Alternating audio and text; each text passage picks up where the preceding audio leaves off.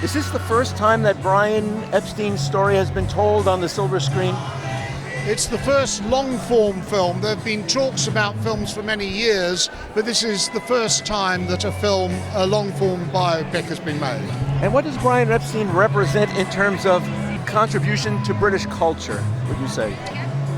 Brian Epstein is the undersung hero of the Beatles story. At the point that the Beatles and Brian Epstein encounter each other, the nucleus of the Beatles, John, Paul and George, have been together for nearly 4 years and gone nowhere. Brian Epstein comes along. He has no experience in the music world. He's running the record department of his father's furniture store. He knows nothing about management. He's never done it. But he sees the Beatles and he is prescient. He sees something remarkable. He sees that they have some potential and he immediately, instinctively offers to manage them. Now, the Beatles weren't going anywhere and they're impressed because he's a well-spoken fellow. So they said, what have we got to lose?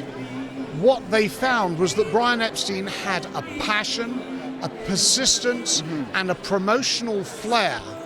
And within 1 year of him taking over management, they became huge in Britain. Within 2 years, America, then the rest of the universe. All of this is down to Brian Epstein, instinctive skills and talents. And that was what Brian Epstein brought to the Beatles.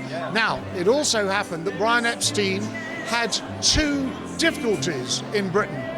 He was Jewish and he was gay, at a time when neither of those were particularly popular things to be.